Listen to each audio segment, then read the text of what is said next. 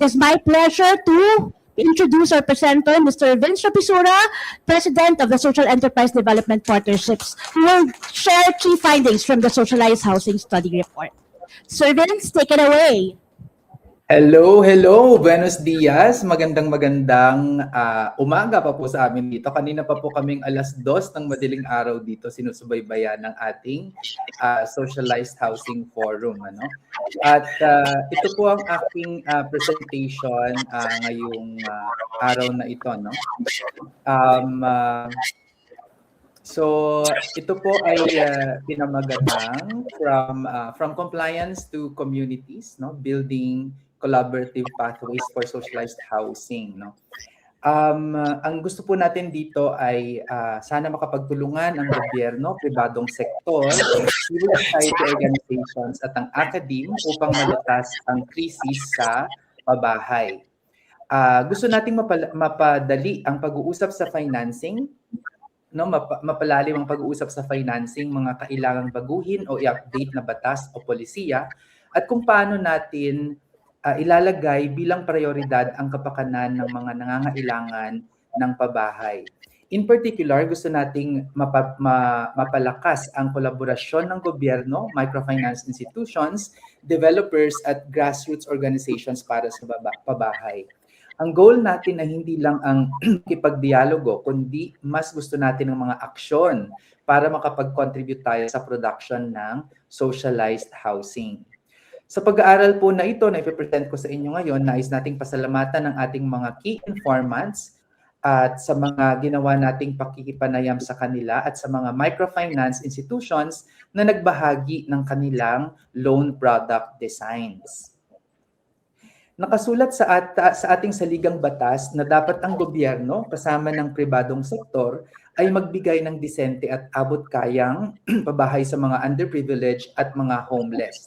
Noong 1992 ay naisabatas ang Comprehensive Framework for Socialized Housing Development at isang dekada na rin nang maipasa ang Balanced Housing Program na nagtatalaga sa responsibilidad ng subdivision condominium developers na direktang mag-contribute sa supply ng socialized housing.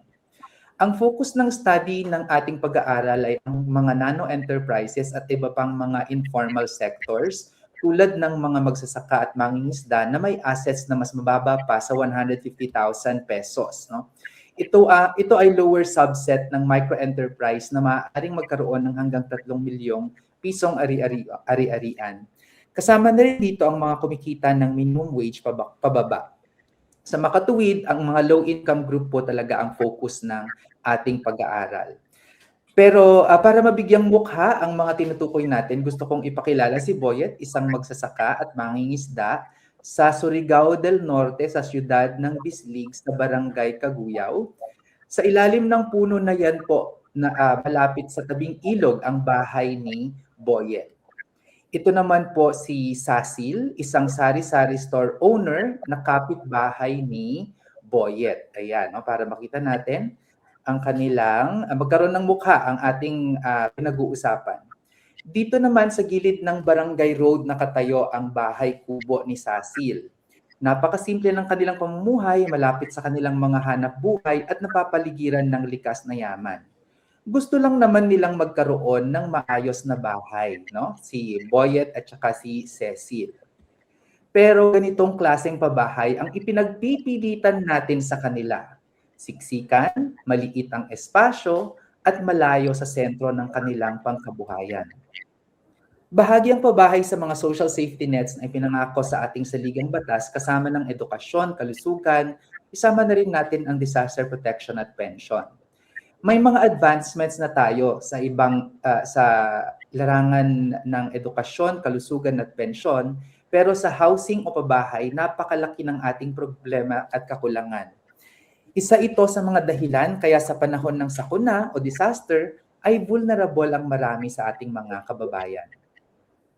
Pagkatapos ng kasalukuyang administrasyon sa 2028, tinatayang aabot sa 12 million ang magiging kakulangan sa pabahay.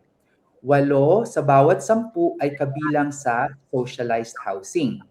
Bawat taon, ang estimated demand sa pabahay ay 478,000, pero kada taon, nasa 128,000 lang ang naipapatayo ng pribadong sektor. So matotal, mayroon tayong compounding annual shortfall na 350,000 units ng pabahay. Sa aking pakikipag-usap sa mga developers, ang estimate na kita sa isang socialized housing project ay at best nasa 2.5% per annum. Nasa 7.5% kasi ang kanilang markup per unit at ang usual na delivery ng pabahay ay inaabot ng 3 taon. Kaya 7.5% divided by 3 years, 2.5% ang kanilang kita sa socialized housing. Manipis. Mabilis na proseso na yan ha, yung 3 taon ayon sa kanila. Ang assumption din ay smooth sailing ang lahat, walang aberya. Sa ganitong business model, sa totoo lang, mas okay pang ilagay na lang ng mga developers daw ang kanilang pera sa Pag-ibig MP2 kaysa mag-socialized housing kasi doon sigurado ang 7% dividend per annum, tax-free na, 100% government pa, guaranteed pa ng government.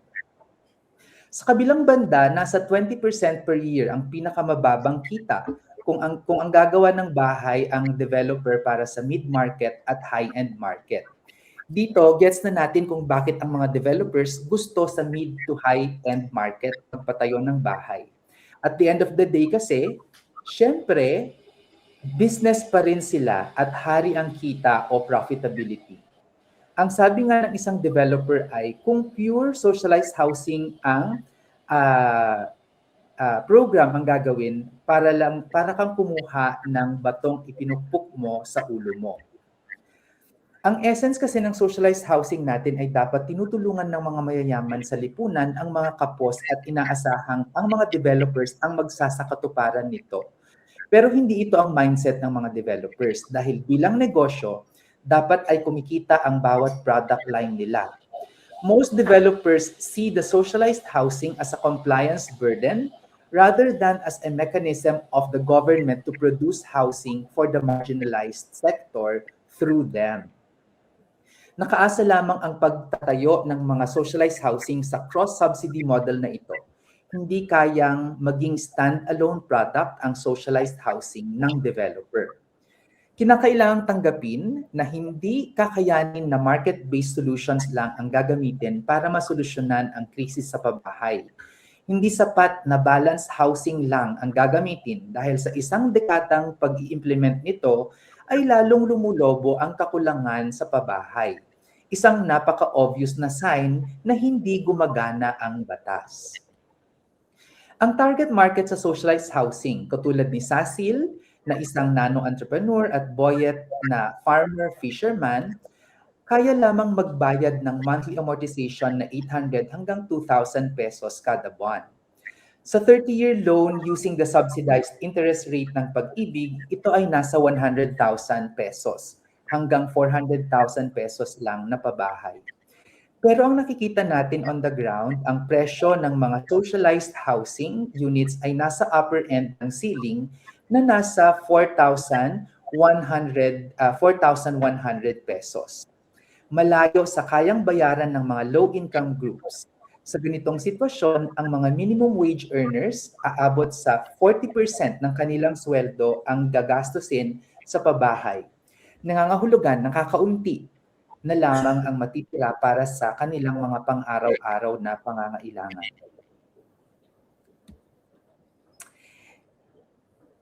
Okay, so ang pagtaas ng price ceiling sa socialized housing ay hindi rin ginagawang abot kamay para sa mga nano-enterprises at iba pang low-income groups, no? So, yung pagtaas actually ay mas nagiging ng price ceiling sa socialized housing, mas nagiging problema pa siya para maabot ang maabot ng mga nano-enterprises ang presyo ng socialized housing. Sa mga nakausap nating developers, ito ang kwenta na ibinigay sa atin sa pagpapagawa ng socialized housing unit. Ang assumption po natin sa paggawa nito ay 1 hektaryang lupa at ang mga bahay na ipapatayo ay 32 square meters. Sa kanilang estimate, nasa mga 125 socialized housing units ang magagawa. Sa bawat bahay, ang cost ng lupa ay nasa 80,000 pesos. sa budget na 3,000 per square meter for land development, aabot sa 240,000 ng kakarga. Kasama dito ang pag-develop from raw land to complete utilities and facilities tulad ng mga daan, kanal, poste sa kuryente, linya ng tubig at iba pa. Ang direct construction cost ng pabahay ay nasa 448,000, which is 14,000 pesos per square meter. And according sa ating mga developers, ang 14,000 per square meter ay sagad na sagad na.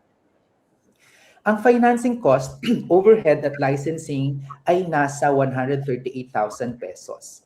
Ang taxes at commission ng broker ay 103,000 pesos. This comes to a total of almost 1.1 million pesos.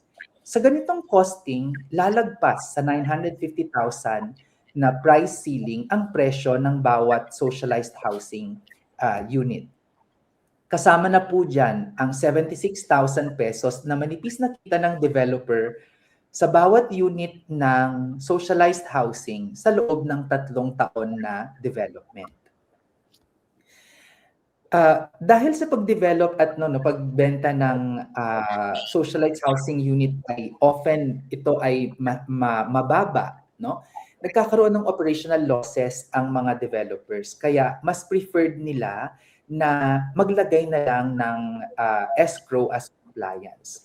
Ang balita po natin ay nasa 13 billion ang nakolekta na sa escrow accounts na gusto po nating syempre malaman kung paano ginagamit ng DSUD para makapagpatayo pa ng mas maraming socialized housing units.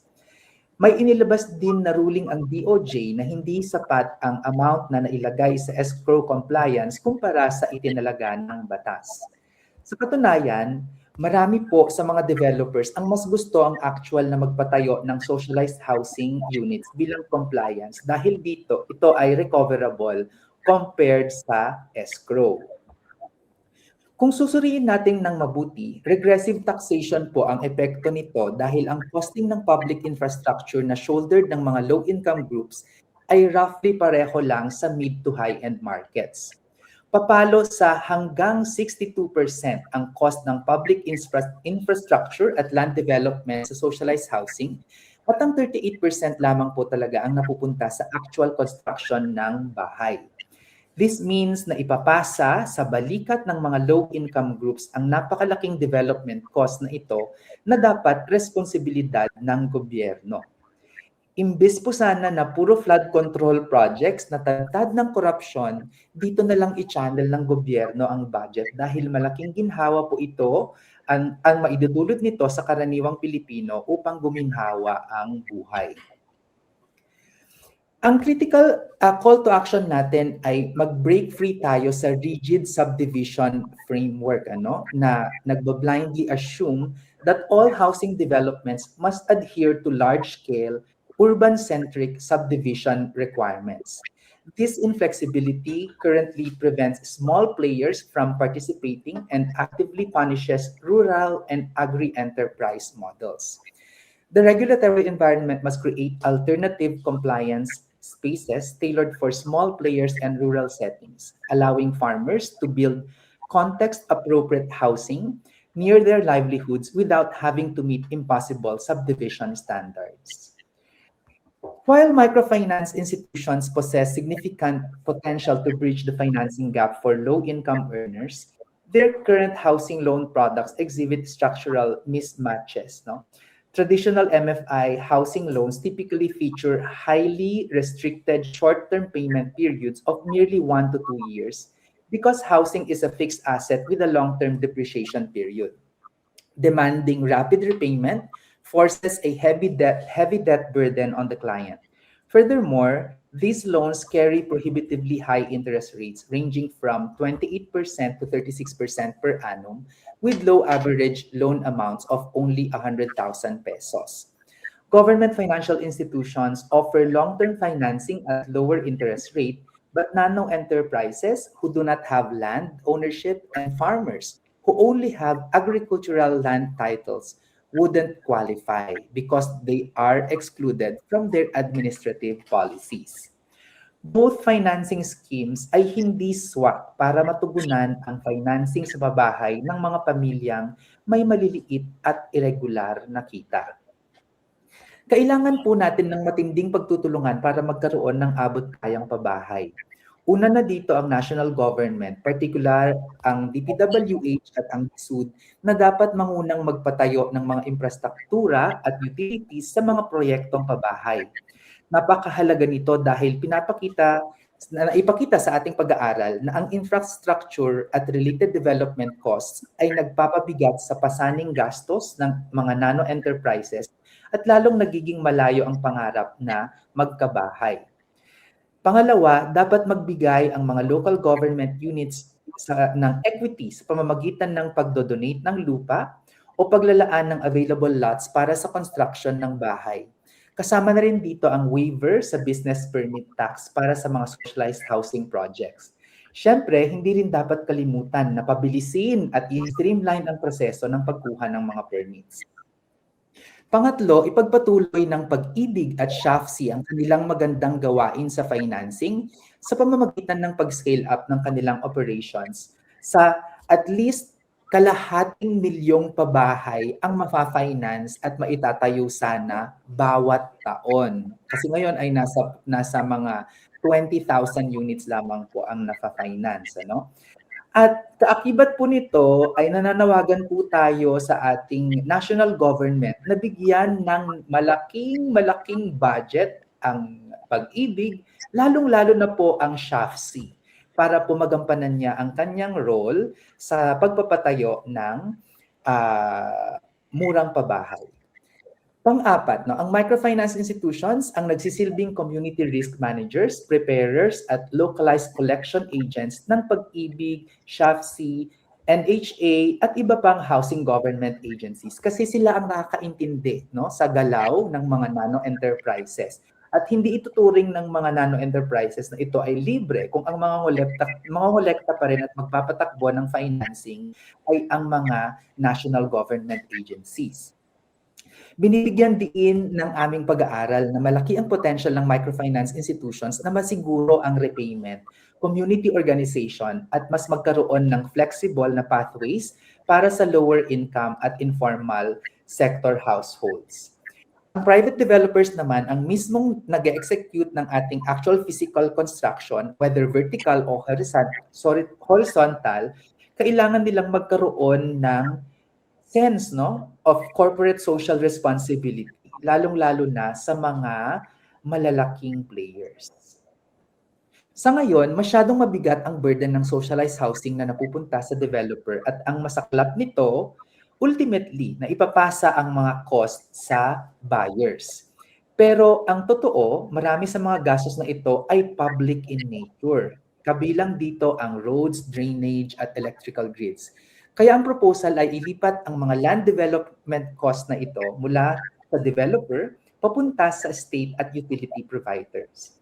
Bakit ito importante? Dahil sa kasulukuyang costing structure, ang dahilan kung bakit financially unviable ang socialized housing, sa simulated model na ginawa natin sa study, ang total development cost ng isang standard socialized housing unit ay umaabot sa humigit kumulang na 1.1 million pesos. Malaking bahagi nito ay galing sa land development, lot cost at taxes na hindi dapat ganoon kabigat para sa low-income housing. Kapag inalis natin ang mga ito, pwedeng bumaba ng malaki ang viable unit price mula around 1.1 million papunta sa 300,000 pesos. Importante ito dahil ang affordability ay hindi lang tungkol sa total price, kundi pati sa monthly amortization.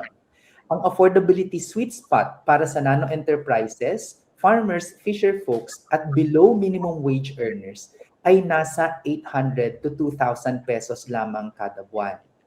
Kung ituturing ang public infrastructure sa mga pabahay bilang public responsibility imbes na developer cost na naipapasa sa mga mahihirap, mas mapapalapit ang socialized housing sa tunay na affordability para sa below minimum wage earners at nano enterprises.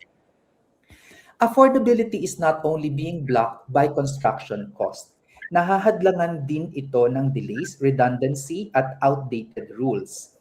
Ayon sa ating mga developers, ang pre-development timeline para sa socialized housing ay umaabot na ngayon ng 16 to 24 months, largely because of disconnected agencies, paulit-ulit na documentary requirements at redundant approvals. Sa ilang cases, sinasabi ng developers na kailangan pa nila ng hanggang 127 signatures bago man lang sila makausad. Ang proposal ay palitan ang 127 signature obstacle course na ito ng isang unified digital tracking system across the SUD, LGUs, and national agencies. Ang purpose nito ay tanggalin ang redundant documentary requirements, pabilisin ang approvals, at gawing mas transparent at coordinated ang permitting process. Tinutukoy din ng aming pag-aaral ang agriculture to residential conversion bilang isa sa pinaka-severe na bottleneck sa buong proseso. Bago pa makausad ang conversion, kailangang dumaan ang developers sa mahabang chain ng national at local clearances at kapag na-reject ang application sa local level, pwedeng bumalik ang proseso sa simula. Ang proposal, bigyan natin ng mabilis na reclassification pathways ng mga properties na explicitly designated for socialized housing para matanggal ang 2-year delay na ito. Dahil po natutulog din ang pera ng mga developers kapag tumatagal at nagkakaroon ng red tape. I-modernize din po natin ang BP 220 at Building Code. Ang mga outdated standards ay hindi natugma sa present urban realities natin. Mayroon pang 1976 era na individual laundry area mandates na naglalaan dapat ng malaking espasyo para sa labada, no? Pero ito ay napalitan na ng washing machine, no? Sa makabagong panahon, no? I-recommenda rin natin ng pag-shift ng parking ratios kasi sa socialized housing, ang mas reality ay mga motor ang maipapark kundi hindi po mga sasakyan, no? Para magkaroon mas ma-accommodate natin ang emergency setbacks at modern fire trucks. Hindi side issue ang regulatory reform. Isa talaga itong core housing solution. Sa pamamagitan ng centralized permitting, easing land conversion at pag-modernize ng ating outdated designs, pwedeng maalis ang years of delay, mabawasan ng idle capital at maging mas mabilis at realistic ang delivery ng socialized housing. Baka pumahabol pa hanggang ang 1 milyong production, no, hanggang sa end ng term ng administrasyong ito. Masyadong mahal at masyadong rigid din ang current model para sa target market natin sa socialized housing. Kailangan natin ng housing models na mas tugma sa kung paano talaga namumuhay, kumikita at unti-unting nagtatayo ang mga low-income families over time. Ang una dito ay pwede nating tignan ang bare housing o incremental build model. Ang ibig sabihin ay basic structural shell ang ating ibinibigay. Na may 3 concrete walls, galvanized iron roof, exposed electricals, walang ceiling, pwedeng bumaba ang presyo sa around 300 to 500,000 pesos. Dahil dito, posible ang immediate ownership. Maaari din po tayong gumawa ng fortified version ng ating bahay kubo para talagang mas maging mura ang paggawa ng bahay. Pwede ring i-explore ang community land trust. Ang idea na ito ay inihihiwalay o dinidecouple natin ang lupa mula sa mismong housing structure. Pwedeng manatili sa non-profits o LGUs ang pagmamay-ari o ownership ng lupa, habang ang beneficiaries ay ang physical structure lang ng bahay ang binibili. Sa paghihiwalay ng land speculation sa housing ownership, matutulungan ng modelong ito na mapanatili ang long-term at maging multi-generational ang affordability. Maiiwasan kasi ang speculative pricing, no, at inflationary pressure sa lupa. Sa framework ng Build to Donate na isinusulong ng Organization for Socialized Housing Development, no, ang LGU ang magbibigay ng lupa as equity habang ang private developer ang nagbibigay ng cash outlay para maitayo ang actual housing units. Mas maganda itong alternative compliance model kaysa sa escrow.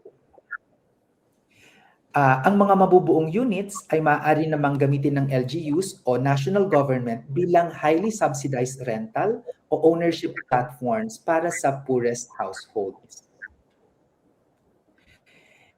Ang goal natin talaga at the end of the day ay magkaroon ng pabahay ang bawat Pilipino. Ang pangarap natin ay magtulungan ang private sector, developers, ang gobyerno, both national at local civil society pati na rin ang academe sa pangunguna ng Ateneo de Manila na maging ganap na proyekto at policies ang ating mga rekomendasyon para magkaroon ng bahay, si Cecil at si Boyet.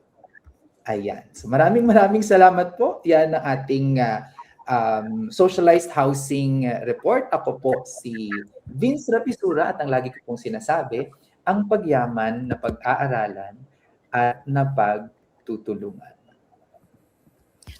Okay, maraming salamat, Sir Vince, for those insightful and wonderful findings and recommendations. So now we're opening the floor for questions and reflections about dun sa nakita nating study. Is there anyone who wants to raise a reflection, a question? Okay, sige. Dami. Ako muna, Sir Vince.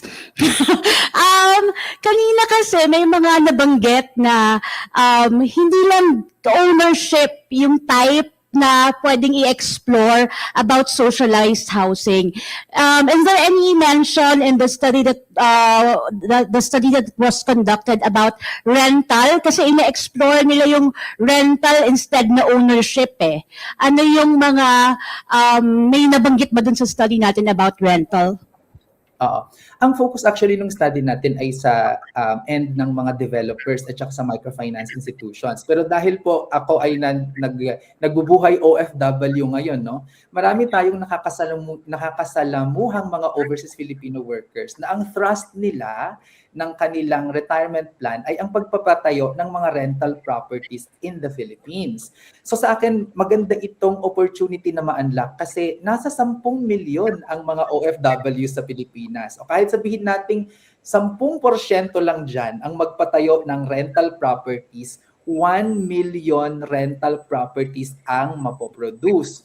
So ang pwede pong ma-unlock dyan ay kung magbigay ng napakagandang package ang Pag-ibig para sa socialized housing na itatayo ng mga overseas Filipino workers for rentals, no, ay mabilis na magkakaroon ng production ng pabahay, no.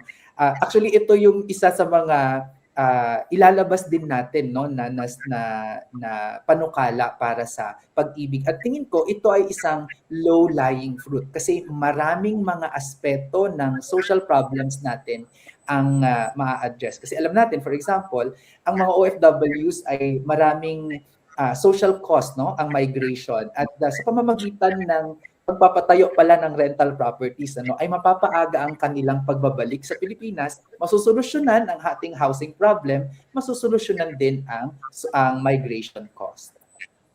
Actually, Sir Vince, nabanggit kanina sa Pag-ibig, I think meron na silang ganyan. Yung 3% na interest rate for putting up rental properties na ang term ay 30 years, tama ba? Natatandaan niyo yung binanggit kanina. Ang challenge kasi sa product na yan ay kunwari ako ay overseas Filipino worker sa Middle East o dito sa Europe, no. Kung ang ceiling na kasi doon sa product ng Pag-ibig, nakasiling siya sa I think nasa 800,000 pesos, no? Pero kung ako bilang overseas Filipino worker, mas kakailanganin ko ng malaking kapital para makapagpatayo ng rental property. So kung doon, no, ang magiging screening process ay ang eligibility ay kung ang OFW or sino man, no, magpapatayo ng rental property at gagamitin ang pera ng Pag-ibig para sa socialized housing na rental property, na ibig sabihin mababa ang magiging rental rate nito, no, para kumbaga magkakaroon siya ng rental control para hindi ulit maging pahirap para sa mga natin, sa mga nano enterprises natin. Yan yung mag-a-unlock kasi ngayon ang design ng Pag-ibig subsidized housing loan ay kung ako mismo, yung nano enterprise o yung low income group na magtatayo ng aking bahay below, if I'm not mistaken, 800,000 pesos. Nasa individual siya. So kung i-unlock natin ito for the rental property, kailangan mas magkaroon ng product design na mas maayos. At syempre, dahil tayo naman po ay kaibigan at promotor ng pag-ibig, bukas na bukas po ang ating tanggapan na trabaho at buksan ng isang technical working group para mabuo ang produktong ito for rental property. Okay, thank you. And the other question, reflection? Yes. Hi po, Sir Vin. Si Ina po ito. Okay. Kasi po, as you know, I'm working in OSCE. Prof ko po siya nung college. Hi, sir. Very, very proud. Sir, I'm currently working with the community in Tondo nga po, kanina ko pa umaga sinasabi. But I think it's not only for the Tondo communities, but also in other communities that have informal settler families. Kasi parang nung tinitingnan ko po yung study nyo, it's more on the low-income earners and the nano-enterprises, which have income. Pero parang, then you have this ecosystem. So if we have informal settler families who could be organized already, like may PO na sila. Like in Tondo, there's this Tondo Micro Savings Group. May micro savings group sila doon. Tapos yung isa, meron din silang eatery. So technically, may parang some sort of income na sila as a group. Pero parang kung may ganito po kayong mga organizations, how can they be part of that ecosystem? Or how can they start in being part of that ecosystem that is being created for socialized housing? Thank you po. Oo. So sa ngayon, Ina, hello, no? Ako, totoo yan, estudyante ko si Ina dati. Huwag na po nating tanungin kung anong taon. Di ba? Ayun. Pero sa ngayon talaga, naghahanapan pa tayo, no? Kung sino yung mga like-minded organizations. Pero sa aking pagkikipag-usap sa mga developers ay napakabukas naman sila na ang kanilang pinto, no? For partnerships. So, in fact, nung binabalita ko sa kanila na ang SEDVI mismo ay sumubok, no, na magtayo ng socialized housing at kami ay sumuko at ipinapakita namin sa kanila yung agri enterprise development na iniisip namin, ano, ay very interested sila na makipag-coordinate at makipag-partner sa atin. So, yun. Ang isa sa mga goals actually ng ating socialized housing forum ay magkita-kita yung mga iba't ibang players, no? Kasi sa tingin ko, nandyan yung mga opportunities, yung mga players ay hindi lang nagmamatch, hindi pa lang nagkakakilala.